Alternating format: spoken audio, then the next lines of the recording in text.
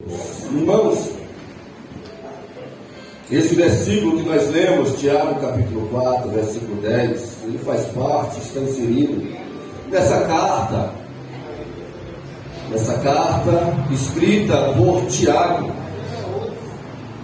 Tiago, ele não é o apóstolo, irmão de João, que o Senhor Jesus escolheu.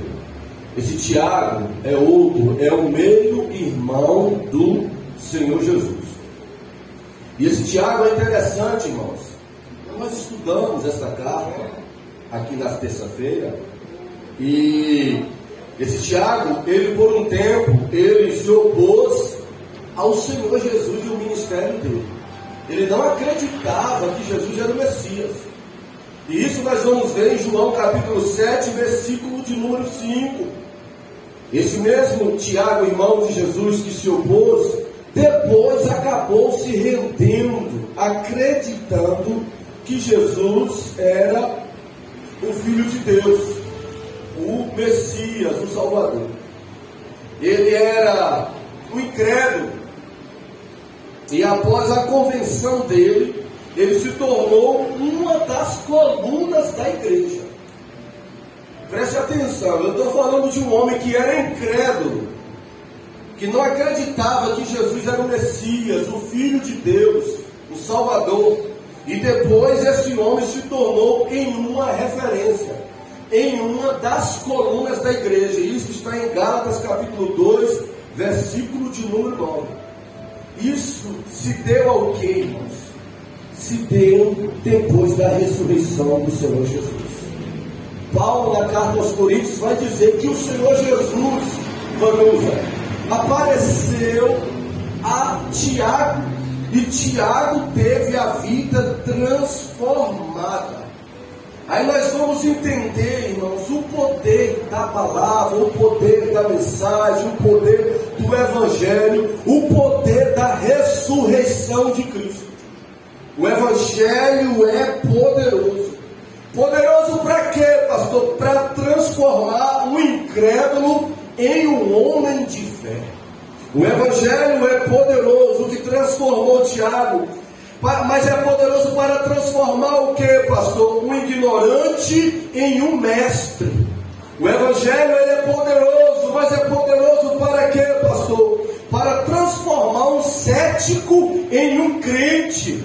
O Evangelho é poderoso, mas poderoso para quê, pastor? Para transformar um anônimo em um líder de uma igreja. Eu estou falando que o Evangelho que transformou Tiago, ele é poderoso, e é poderoso para quê? Para transformar um perdido em um salvo, para transformar um opositor em um mártir do Senhor Jesus Cristo. Isso, Paulo, eu entendo por isso que Paulo diz na carta aos Romanos, no capítulo de número 1, versículo 16, Paulo diz: é por isso que eu não me envergonho do Evangelho de Cristo, é por isso que eu não tenho vergonha de pregar, eu não tenho vergonha de ensinar, eu não tenho vergonha de anunciar. Por quê, Paulo? Aí ele diz: porque é poder para a salvação de todo aquele que nele crê. O Evangelho é poderoso para transformar homens e mulheres em todos os lugares deste mundo, irmão. A carta de Tiago ela é conhecida como o Provérbios do Novo Testamento. Nós temos o provérbio do Velho Testamento que é de autoria de Salomão. E os teólogos, eles dizem que a carta de Tiago é como o provérbio do Novo Testamento. Por quê? Porque ela é muito prática para as nossas vidas, irmãos. E esta carta, ela vai tratar de diversos assuntos para todo cristão. Por isso nós, como cristãos, é muito importante estar buscando informações, aprendizados dentro da palavra de Deus, principalmente da carta de Tiago. Porque quando vocês decidirem ler, estudar a carta de Tiago, vocês vão encontrar alguns assuntos como tentação e provação. Não são as mesmas coisas, irmãos. Tiago faz uma distinção entre ser provado e entre ser tentado. São duas coisas distintas, segundo o que Tiago retratou. Tiago também fala sobre perseverança e inconstância. Tiago também nessa carta vai tratar sobre relacionamentos humanos e relacionamento divino. Tiago também vai tratar nesta carta de 5 capítulos a fé e a obra. Ele vai tratar também sobre sabedoria divina e sobre sabedoria maligna, coisa que eu não sabia. Eu achava que sabedoria só era divina, mas Tiago vai tratar e vai dizer que existe uma sabedoria que não é divina, que não vem do alto, que não vem de Deus, mas é da terra, é animal e é maligna. E eu aprendi isso com Tiago. Ele nesta carta ele vai tratar também, irmãos, sobre a língua que é abençoada, a língua que é amaldiçoada, a língua que levanta, a língua que derruba, a língua que ajunta, a língua que espalha, a língua que edifica, a língua que faz sofrer. Tiago também trata sobre este assunto e muitos outros assuntos como este que nós vamos meditar nesta noite. Tiago capítulo 4, versículo de número 10. Ele diz: humilhai-vos perante o Senhor, e Ele vos exaltará. Aleluia. Eu quero a princípio dizer que esta palavra é para nós nesta noite. Esta palavra é para você que está aqui nesta noite, que superou o cansaço, que superou o tempo frio, chuva, ou qualquer outra coisa, superou também todo e qualquer obstáculo no mundo espiritual, porque é verdade que quando nos decidimos buscar a Deus, ouvir a Deus, adorar a Deus, servir a Deus, nós vamos encontrar oposição espiritual, e você venceu tudo isso, e você está aqui, e Tiago tem uma palavra para nós nesta noite, dizendo: humilhai-vos perante o Senhor, humilhai-vos perante Deus, humilhai-vos perante o Criador. E o que vai acontecer, Tiago? E Ele vai exaltar a vocês. Aleluias. Esse capítulo, ou esse versículo de número 10, irmãos, Tiago vai falar de uma coisa. Ele começa a dizer: humilhai-vos perante o Senhor e Ele vos exaltará. Tiago vai tratar, ou vai relatar primeiro de uma ação humana e de uma reação divina. Em Tiago 4,10, quando ele diz: humilhai-vos perante o Senhor e Ele vos exaltará, Tiago vai falar de um ato do homem, e ele vai tratar de um efeito de Deus. Qual é a ação ou o ato humano, pastor? Tiago diz: se humilhar perante Deus. A ação e o ato humano, ele diz na primeira parte do versículo: humilhai-vos perante o Senhor. Essa é a ação, esse é o ato do ser humano diante de Deus. Humilhar-se diante de Deus. E qual é a reação, ou qual é o efeito, Tiago, para a criação, para o servo ou serva, para o homem ou para a mulher que se humilhar diante de Deus? Qual é a reação, qual é o efeito divino? Aí ele diz: é a exaltação de Deus para tais pessoas. E a pergunta é, irmãos, o que é se humilhar diante de Deus? O que é alguém se humilhar diante de Deus? O que Tiago tinha em mente quando ele falou que o ser humano, que o homem, que a mulher, que o servo, a serva deveria se humilhar diante de Deus? O que ele tinha em mente? O que o Espírito Santo estava orientando, inspirando ele para dizer? O que significa isso? Se humilhar perante Deus é um conjunto, irmãos. E lógico que alguém que se prostra, logo que é alguém que coloca a boca no chão a testa no pó, diante da presença de Deus, ele está se humilhando a Deus. Mas não é tão somente isso. Alguém se prostrar, alguém se ajoelhar, alguém colocar o seu rosto no pó. O que é mais do que, ou seja, o que é mais do que isso? Primeiro, reconhecer o estado próprio, pecaminoso, frágil, limitado e dependente de Deus. Todo ser humano, quando se humilha diante de Deus, ele está reconhecendo primeiro o seu estado pecaminoso, a sua natureza pecaminosa. Ele está reconhecendo que ele é frágil, que ele é limitado e que ele é dependente de Deus. Então não é só se prostrar, não é só se ajoelhar, tem que fazer isso, pode fazer isso, mas se fazer isso sem reconhecer o seu estado pecaminoso, a sua fragilidade, as suas limitações e a sua dependência de Deus, não será se humilhar diante de Deus. O que é, Tiago, se humilhar diante de Deus? Além de se prostrar, além de reconhecer o seu estado pecaminoso, é se submeter à vontade, o querer, os propósitos de Deus. Todo homem, toda mulher, quando se depara diante de Deus, seja se prostrando, seja reconhecendo as suas fragilidades, o seu estado pecaminoso, e se submeter à vontade de Deus, Deus entende que tal pessoa está se humilhando diante dele. Irmãos, se isso parece simples, mas na prática não é, irmãos, porque todos nós temos desejos, todos nós temos a vontade própria.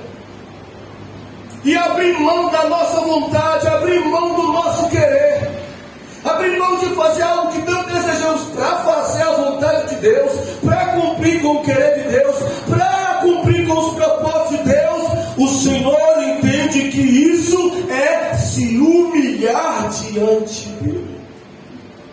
O que é, Tiago, se humilhar diante de Deus? Além de se prostrar, além de reconhecer, além de se submeter.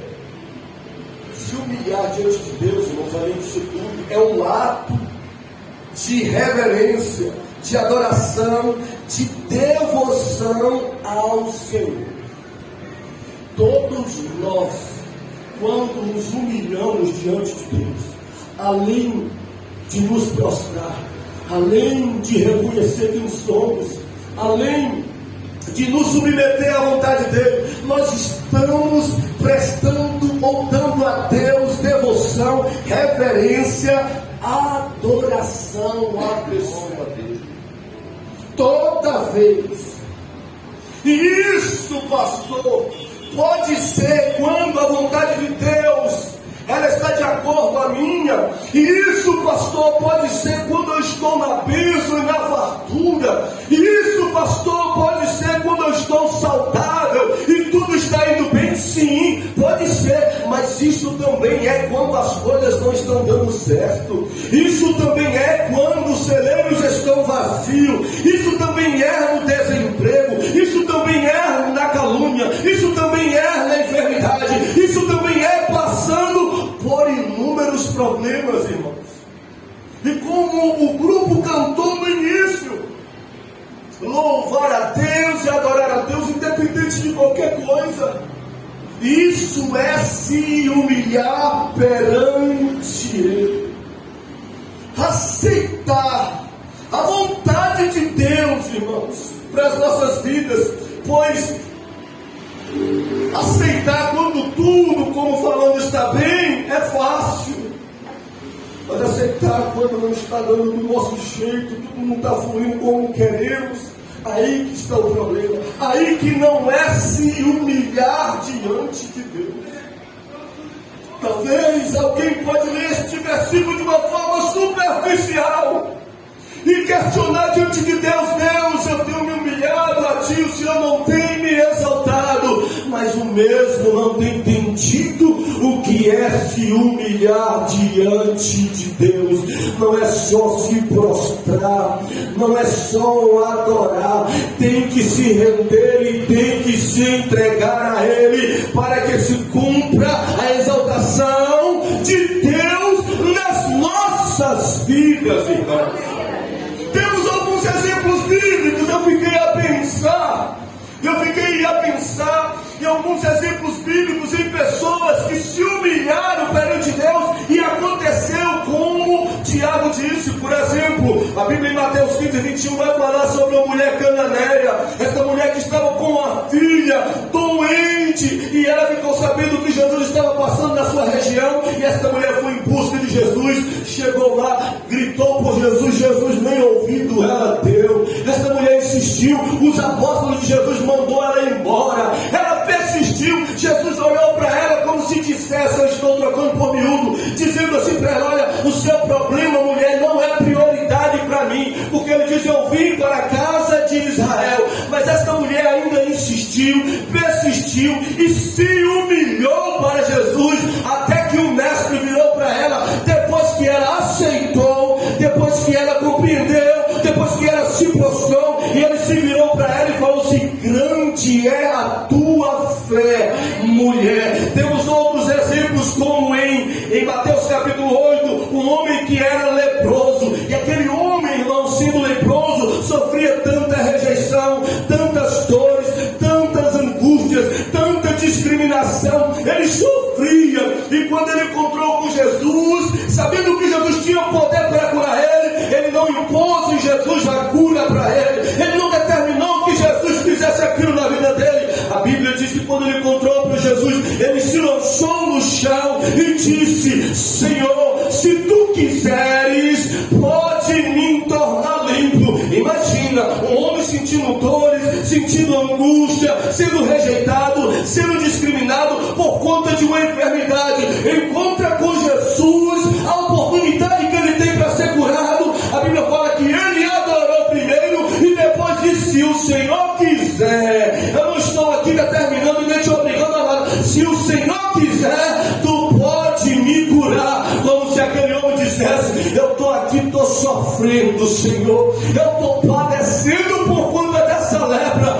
mas se o Senhor quiser, eu respeito a tua vontade. Se o Senhor quiser fazer sarar, restaurar, eu estou aqui. A Bíblia vai falar também do exemplo de um rei chamado Davi. Salmo de número 51, e no Salmo de número 51 nós vamos ver que depois que Davi encontrou com o profeta Natã, ele foi sentenciado, confrontado por Deus, e depois que o profeta falou aquilo com ele, Davi vai expressar no Salmo 51 arrependimento, pesar, contrição, lamento diante da presença de Deus. Davi tinha tudo, sabe para quê, irmão? Depois que o profeta se deparou com ele, e Deus usou o profeta para constrangê-lo, Deus usou o profeta para confrontá-lo, Deus usou o profeta para sentenciá-lo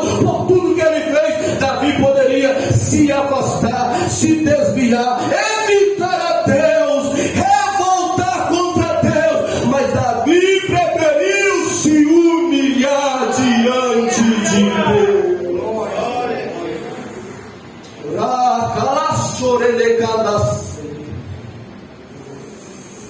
Aleluia.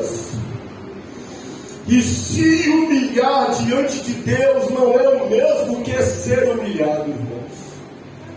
Ou ser humilhado não é o mesmo que se humilhar. Ser humilhado é uma atitude de alguém para conosco. Alguém tem uma atitude para conosco e somos humilhados por atitude desta pessoa ou até do próprio Deus. E se humilhar é uma ação nossa para com alguém. Alguém pode ser humilhado sem se humilhar. E o texto não diz assim, que aquele que é humilhado será exaltado. O texto é categórico em dizer que aquele que se humilha diante de Deus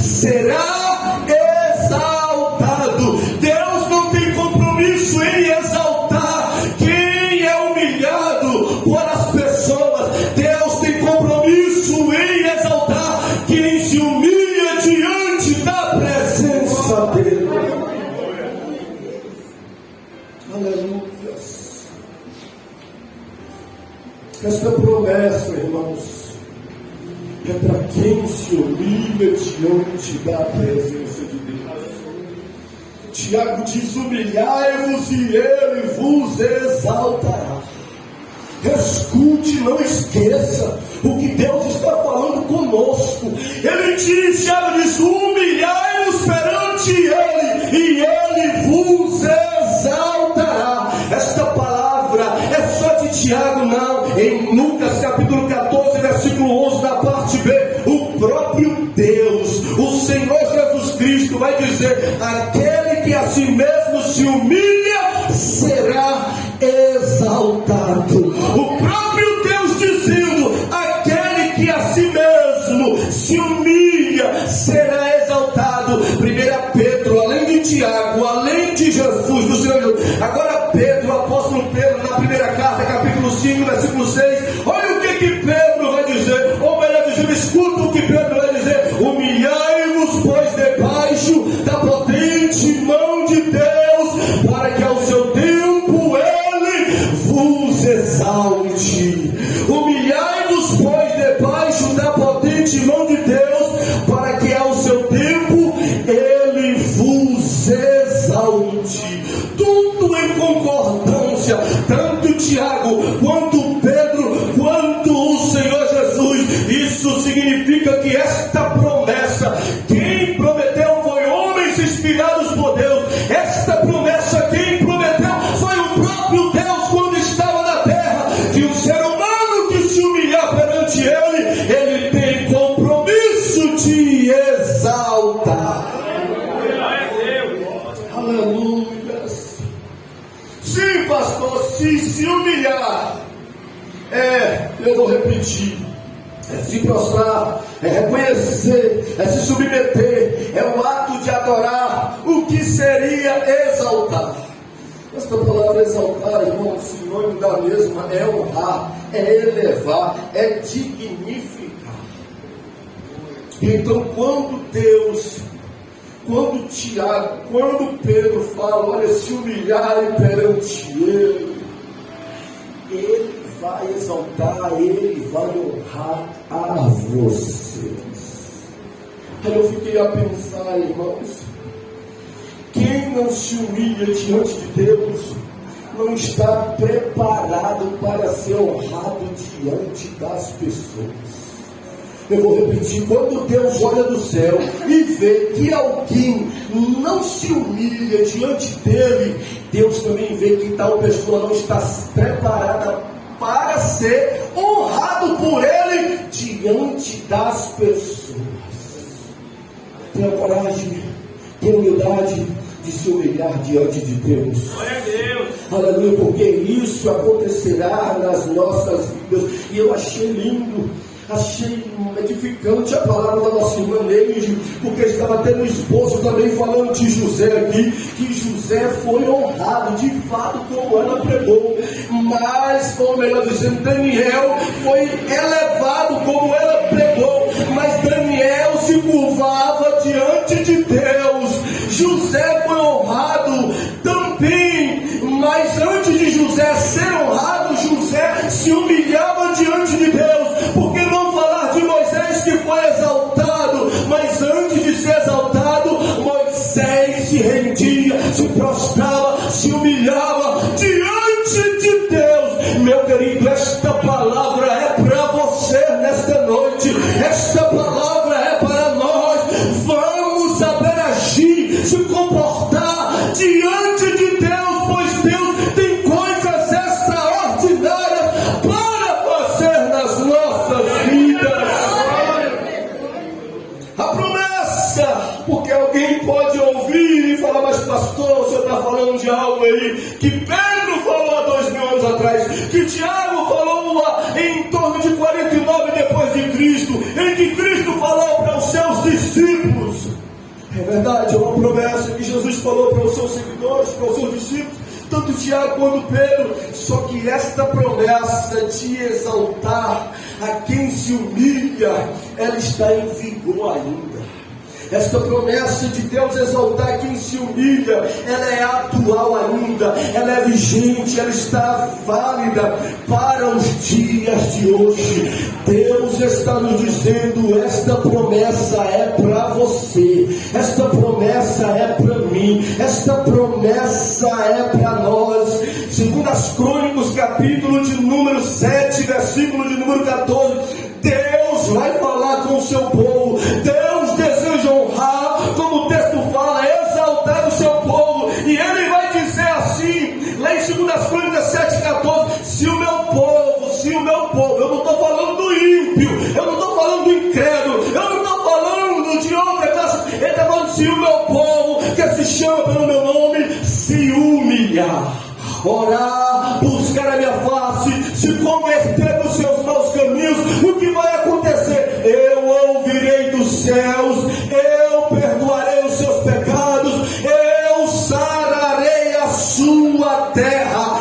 Existem benefícios que é só para quem se humilha diante de Deus. E quais são? O versículo diz: Deus ouve. O versículo diz: Deus perdoa. O versículo diz: Deus sara. Tem benefícios para quem se humilha diante de Deus. Aleluias. Aleluias.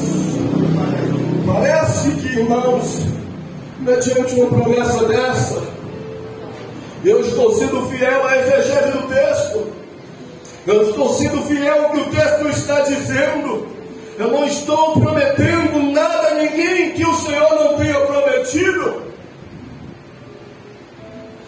mas parece que uma promessa dessa todo mundo vai querer. Parece que ser honrado e exaltado por Deus todo mundo vai querer.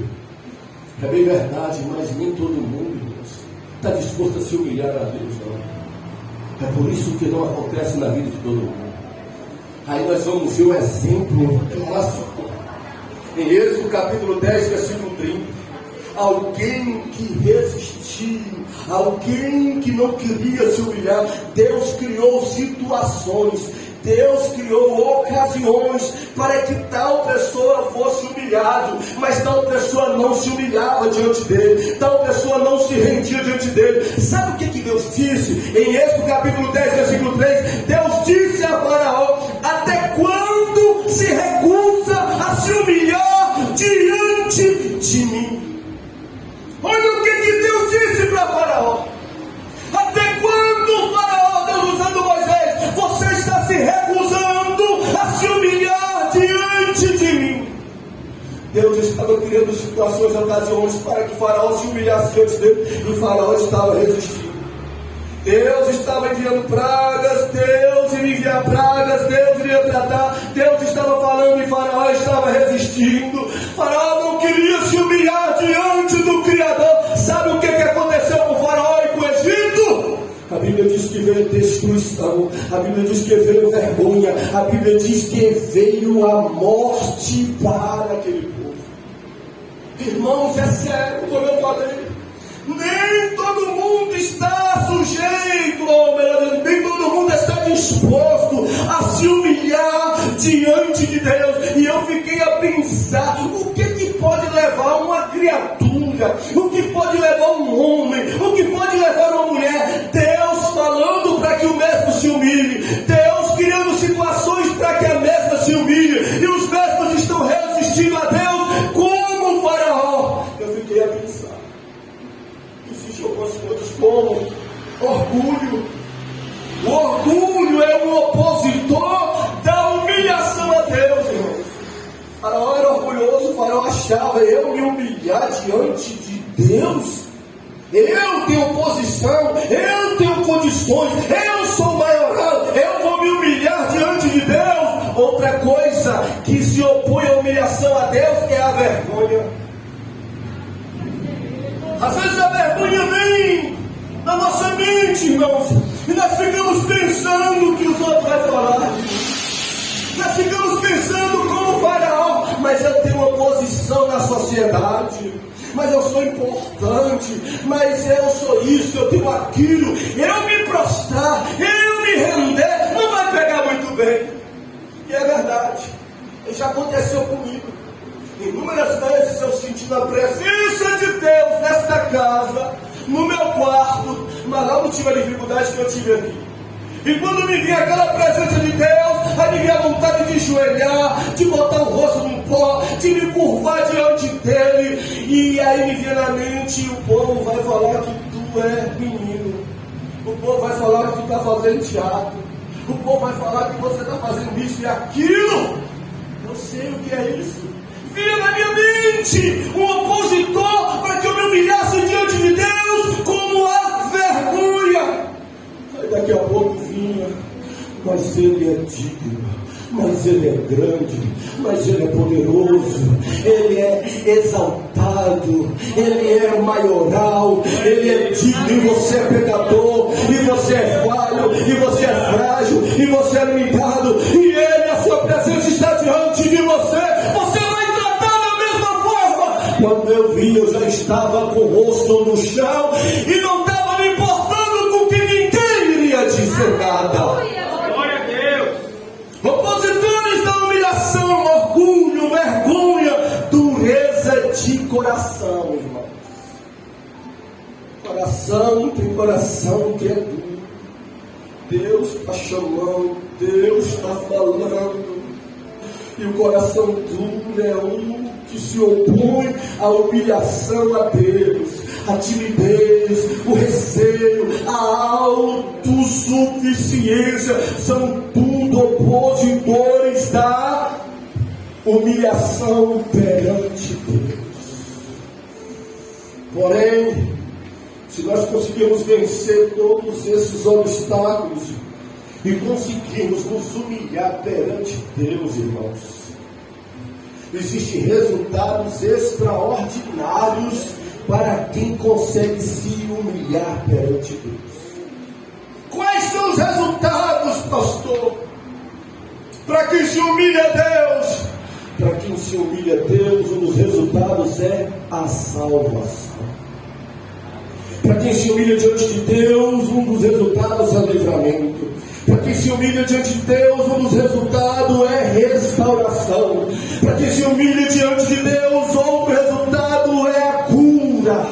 Para quem se humilha diante de Deus, outro resultado é vitória mediante as guerras. Para quem se humilha diante de Deus, outro resultado é restauração. Para quem se humilha diante de Deus, outro resultado é provisão de Deus. Para quem se humilha diante de Deus, tem o resultado da restituição. Para quem se humilha diante de Deus, tem outro resultado que é avivamento. Para quem se humilha diante de Deus, tem como resultado unção. Para quem se humilha diante de Deus, tem como resultado revestimento. Para quem se humilha diante da presença de Deus, recebe do alto poder. Para quem se humilha diante de Deus, tem da parte de Deus capacitação. Para quem se humilha diante de Deus, como a palavra diz, Deus honra, Deus eleva, Deus exalta nesta terra, irmão. Aleluia. E a Bíblia vai dizer: se humilhar. E por que tamanha resistência? Se humilhar a Deus, irmãos, não significa, sabe o quê? Que somos desprezíveis e insignificantes para Deus. Não tem nada a ver, irmãos. Quando você for se humilhar, não pense que você é desprezível, que Deus está falando, que Tiago falou, Pedro falou, Jesus falou isso porque nós somos insignificantes e desprezíveis. Não tem nada a ver. Quando o que não, ou melhor dizendo, se humilhar a Deus, o que não significa? Não significa que não temos valor e nem importância. Isso também não significa que o Deus que nós servimos é um Deus carrasco ou um Deus tirano. Não tem nada a ver com isso.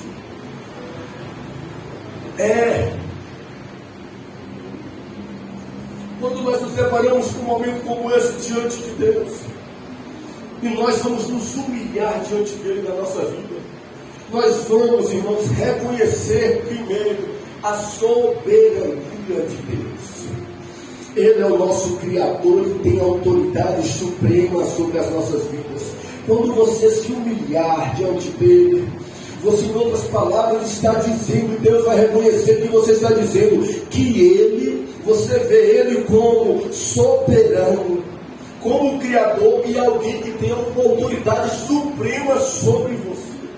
Quando você se humilhar diante de Deus, Deus vai entender que você reconhece a santidade dele, porque ele é puro, ele é justo em todos os seus caminhos. Daí nós entendemos, por isso que quando estamos em situações adversas, em problemas, e mesmo assim estamos adorando ou se humilhando, melhor dizendo, a ele, nós estamos reconhecendo que ele é o Deus justo. Eu estou passando por isso, Senhor, mas eu confio em ti. Como Davi falou no Salmo de número 51, confiando na vontade de Deus, não atribuindo a Deus nada. Quando nós nos humilharmos diante de Deus, nós vamos reconhecer que Deus é bom, irmãos. E isso implica que Ele é amor, generoso, misericordioso para conosco. Por isso que é importante nós nos humilharmos diante de Deus. A mulher, nós vamos ver que a mulher cananeia que se humilhou diante dele, sabe o que aconteceu? A mulher que eu falei no princípio, Jesus falou: mulher, grande é a tua fé, você se humilhou diante de mim, vá, porque a tua filha vai ser curada. E imediatamente a menina foi liberta, irmãos. Vocês lembram do leproso que se humilhou, quando falou assim: olha, eu estou sofrendo, estou padecendo, mas eu te adoro, e se o Senhor quiser, o Senhor pode me curar. Como se humilhando a Cristo, Jesus olhou para ele, a Bíblia diz que tocou nele e disse: eu quero, seja limpo. O Davi que eu falei também no princípio, que estava sofrendo e padecendo, mas que aceitou a vontade de Deus. Sabe o que Deus fez diferente de Saul? Deus restituiu o trono para Davi e restaurou a vida daquele homem. Por que não falar também de Jó, que Deus restituiu quando se humilhou a ele? Por que não falar de Josafá, que se humilhou a ele e teve vitória? Por que não falar também de Ezequias, que se humilhou e foi acrescentado anos de vida? Deus está querendo de nós rendição e se humilhar diante da presença dele. Deus está falando conosco. Eu queria te convidar para estar sobre os seus pés. Eu queria te convidar para orar. Eu queria te convidar para se humilhar diante da presença do Eterno, que fala conosco nesta noite. Eu fiquei a pensar. Aí você pode me perguntar: em que, pastor? Quem desce diante da presença de Deus, ele eleva diante dos homens. Aleluias, aleluias. Desça, se renda, se curve, aceite a vontade dele, confia neste Deus, se humilha a ele nesta noite. Aleluia, pois ele é Deus e ele prometeu nos abençoar. Eu queria que você